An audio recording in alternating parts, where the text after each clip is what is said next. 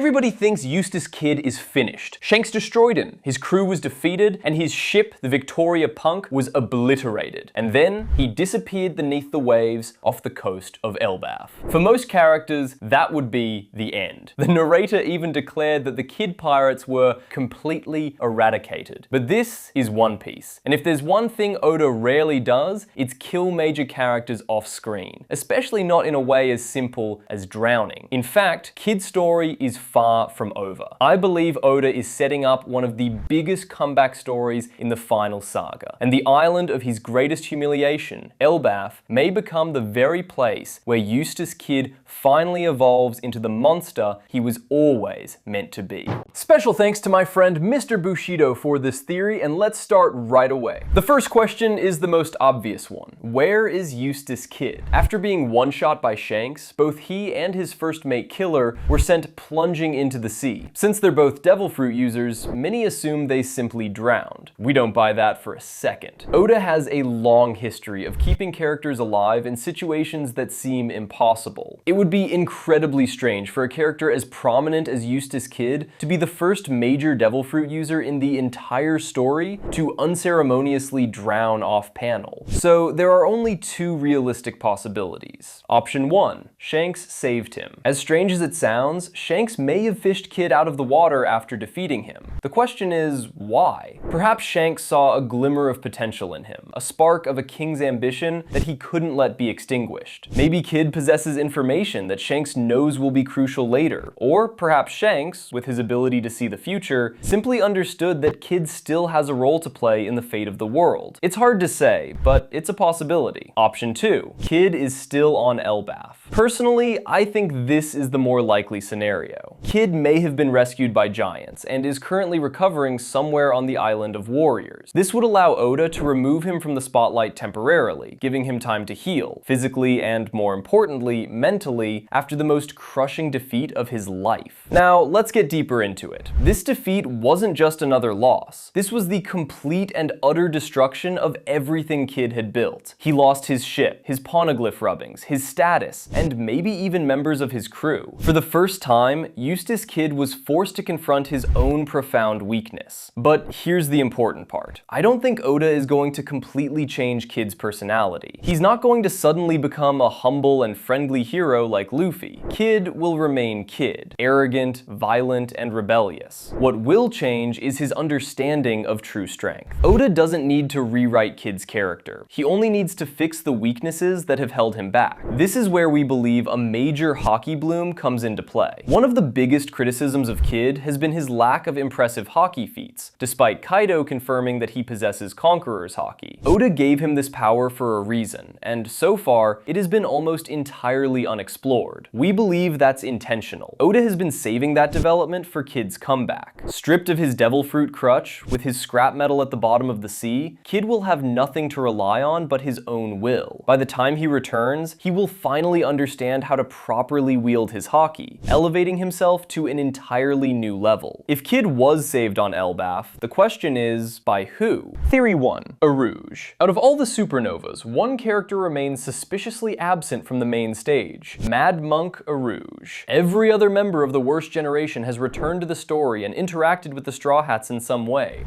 except for him. And that feels intentional. What's interesting is how often Arouge's story seems to connect with Kid's. When first introduced at Sabaody, Arouge had a brief clash with Killer. Later, Arouge defeated Snack in Big Mom's territory, an area Kid also invaded. Then, after Arouge was defeated by Cracker, he was seen recovering on a sky island, Balloon Terminal, right before Kaido appeared above him and jumped directly onto the island where Kid was meeting with his alliance. These connections may seem random, but Oda loves weaving these patterns. Arouge has repeatedly appeared in the periphery of major moments in Kid's story. Theory 2. Shiki. This is where things get really interesting. According to Oda himself, Shiki the Golden Lion, a legendary pirate from Roger's era, is still alive, which means one of the most powerful pirates in history is still out there. Strangely enough, Elbaf contains several references that seem to call back to Shiki's non-canon movie, Strong World. Many of the giant animals seen on Elbaf closely resemble the creatures from Shiki's island of Mervel, a connection Oda has cheekily acknowledged. Maybe that's more than than a coincidence. Maybe it's Oda reminding us Shiki still exists. We also never learned what happened to his famous 20-year plan. What if Shiki witnessed Kid's defeat at the hands of Shanks? What if he saw the same untamable ambition in Kid that he once had and decided to rescue him? In that scenario, Shiki could become Kid's version of Rayleigh, teaching him advanced hockey, combat strategy, and new, terrifying ways to use his devil fruit. So let's look at another very interesting part about Kid, the crew mystery. This is one of the most interesting details in the entire theory. In an SBS, Oda was asked to name all of Kid's crew members, but he only revealed a few of the core members, leaving several unidentified. He specifically named Kid, Killer, Heat, and Wire as the founding members from his home island. Fast forward to the Egghead arc. The minor villain Damaro Black, who once impersonated Luffy, returned. This time, he and his followers were impersonating the Kid Pirates. And who did they choose to impersonate? Coat, Killer, Heat, and Wire. Why those specific four? Out of everyone in Kid's crew, why only them? What if Oda was quietly showing us which members actually survived the attack at Elbaf? If that's true, Kid may be forced to rebuild his crew almost from scratch, potentially with entirely new recruits in the Final Saga. If Kid returns, he needs major opponents to prove his new strength. I believe Elbaf could provide exactly that. Fight 1. A God's Knight. Kid's magnetism may be uniquely effective against certain members of the Holy Knights, especially if Oda introduces enemies with metallic armor, weapons, or other cybernetic enhancements. It's revealed Summers has a steel heart, so his body acts like a magnet. Maybe he is the perfect counterpart for the Holy Knights. Fight 2. Shamrock. This feels personal. There are already several strange parallels between Kid and the Figureland family, particularly Shanks. If these connections are real, Saint Figureland Shamrock, Shanks' twin brother and a commander of the God's Knights, could become Kid's main rival during a conflict on Elbaf. Fight 3. Big Mom. This is the fight I find most interesting. I refuse to believe Big Mom is dead.